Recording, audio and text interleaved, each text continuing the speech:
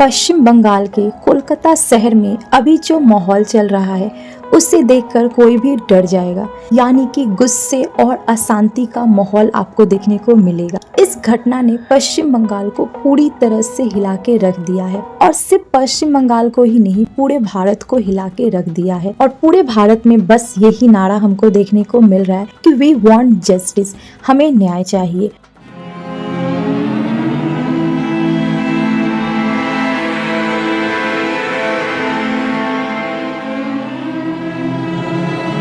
इस वीडियो में हम बहुत सारी चीजें जानेंगे। ये जो रेप और मर्डर केस हुई है कोलकाता में, उससे जुड़ी बहुत सारी चीजें हम जानेंगे।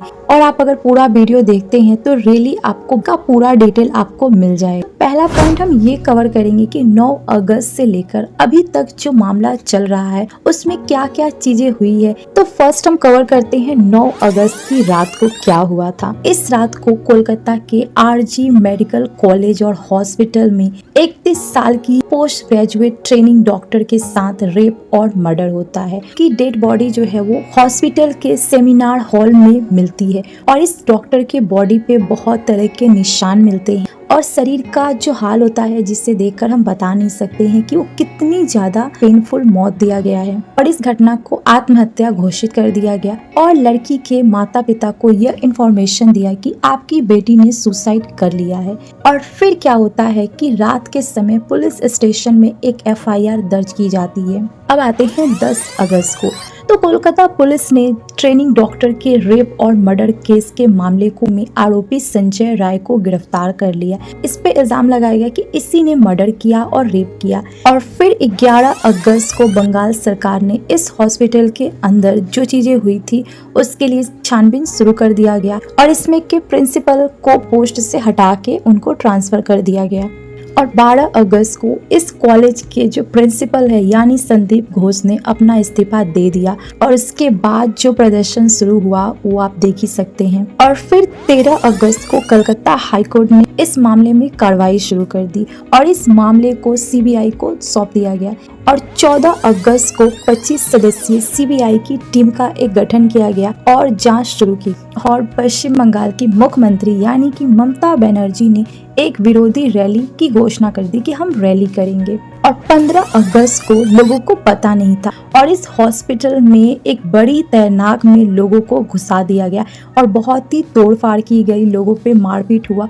और 16 अगस्त को तोड़फोड़ करने के बाद 19 लोगों को गिरफ्तार किया गया और बहुत सारी चीजें वहां पर भी हमको देखने को मिली। अब 17 अगस्त को इंडियन मेडिकल एसोसिएशन ने प्रधानमंत्री को इस मामले में आने के लिए कहा और डॉक्टर लोग ने जो भी अपना काम छोड़ दिया था उन लोगों से रिक्वेस्ट किया गया कि आप अपने काम पे लौट आइए। और इसी दिन एक और घटना हुई जो कि जहां पर ये रेप और मर्डर हुआ था उस प्लेस को तोड़फोड़ की गई और वहां से सबूतों को मिटाने की कोशिश की गई।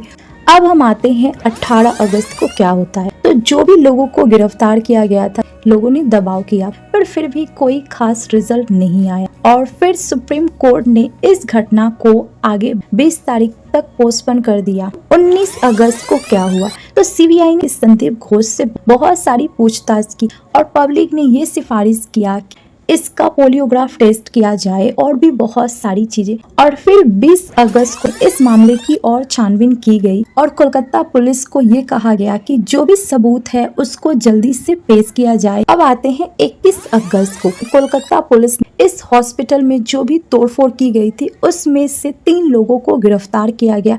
अब आते हैं 22 अगस्त को। तो सुप्रीम कोर्ट ने मामले में कार्रवाई के लिए बहुत सारी चीजें सुनाई कोलकाता पुलिस को कि ये जो चीजें है इतनी देर क्यों हो रही, ऐसा कैसे हुआ कि 9 अगस्त को शाम 6 बजे पोस्टमार्टम किया गया पर अभी तक इसकी छानबीन सही से नहीं हुई, ये कैसे हो सकता है। और इसमें बहुत सारी चीजें हमें देखने को मिली और डॉक्टरों से रिक्वेस्ट किया गया कि वे अपनी ड्यूटी पे लौट जाए। फिर CBI ने इस हॉस्पिटल के संदीप घोष और 4 बाकी जो जूनियर डॉक्टर थे जो कि उस समय ये जब घटना हुई तो वो थे ड्यूटी पर, उन पर भी पोलियोग्राफ टेस्ट करने की बात की गई। अब आते हैं 23 अगस्त को। बड़े बड़े हॉस्पिटल के जो डॉक्टर थे वे अपने काम पे लौट गए पर मामला अभी भी शांत नहीं हुआ, जो कि एक अच्छी बात है और लोग बहुत ही तेजी से न्याय की मांग कर रहे थे। अब आते हैं 24 अगस्त को। तो 24 अगस्त आरोपी संजय रॉय और बाकी 6 लोगों को इसमें पकड़ा गया और उनसे भी बहुत सारे क्वेश्चन और इस मामले में और तेजी आ गई और बहुत ही डीपली लोग और छानबीन करना शुरू कर दिए।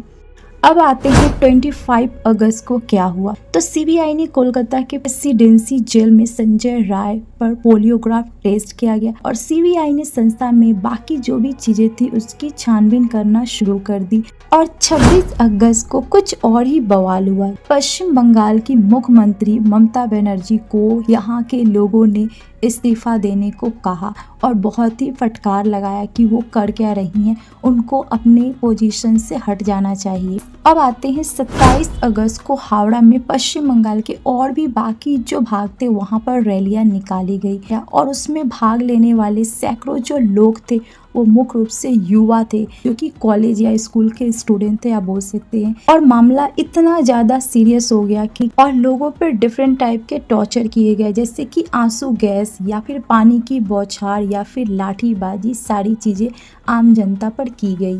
अब आते हैं 28 अगस्त को क्या हुआ। ये जो रेप और मर्डर हुआ है इस मामले में जो मेन आरोपी यानी कि संजय राय पे अच्छे से टेस्टिंग की गई, उससे हर वो सबूत पूछने की कोशिश की गई।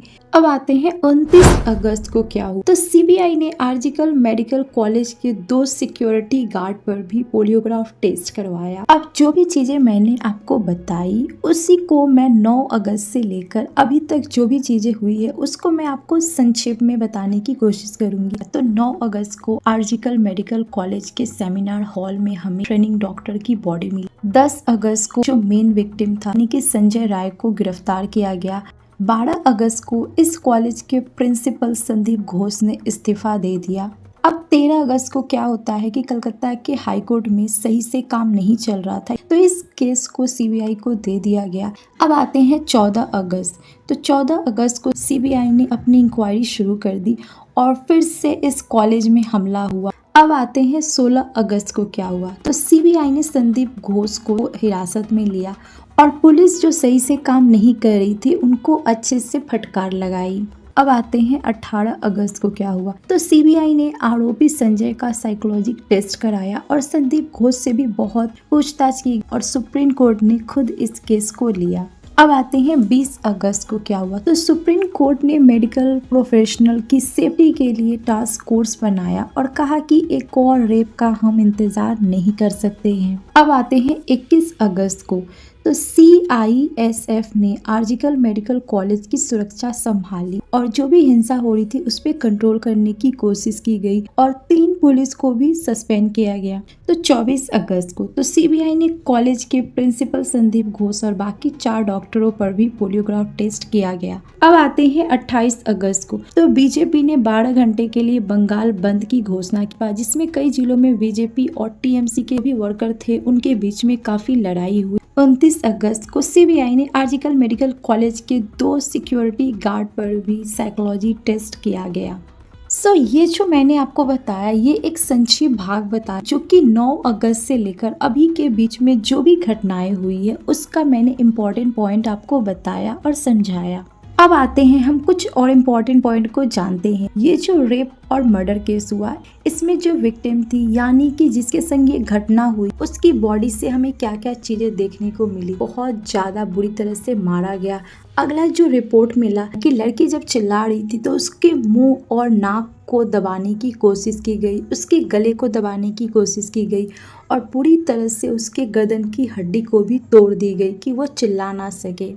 तीसरा जो उसकी बॉडी से रिपोर्ट मिला कि सिर को दीवार से सटा दिया गया था कि चिल्लाने की आवाज़ जो है बाहर ना जा सके और पेट, होठ और उंगलियों के बाएं पैर को भी तोड़ दिया गया। अगली जो उसके बॉडी से हमको मिली वो है इतनी जोर से हमला किया गया कि लड़की के चश्मा का जो शीशा है वो टूट के उसकी आंख में चला गया और आंखों से भी खून बाहर आ गया। अगला जो पोस्टमार्टम रिपोर्ट में मिला कि चेहरे पर जो भी आरोपी थे उनके नाखूनों के निशान मिले और इस रिपोर्ट के थ्रू लोगों को पता चला कि इस लड़की के संग कितनी ज्यादा बेरहमी से मारा पीटा रेप किया गया।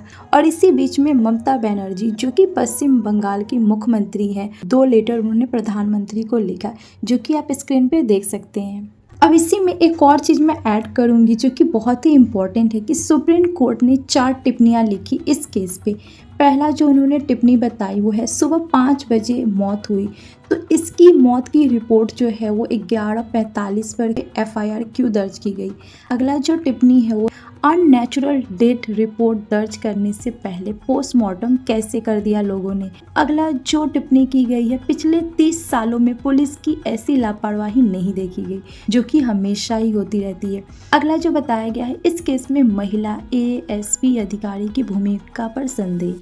तो ये जो भी मैंने रिपोर्ट आप सबको दिया ये सब सोशल मीडिया और न्यूज़ पे जो भी चीज़ें चल रही है उसी के अकॉर्डिंग जो रिसर्च किया गया है सारे डिटेल आपको बताए गए हैं, क्योंकि ये जो मामला है रियली अभी बहुत ज़्यादा बढ़ रहा है और सही से अगर एक्शन नहीं लिया जाए तो सच में इस दीदी को न्याय नहीं मिलेगा। तो ये सबकी ड्यूटी है कि इस दीदी को न्याय मिले और इस तरह के बुरे कर्म जो लोग करते हैं वो डरे और इस चीज़ को दोबारा रिपीट ना करें।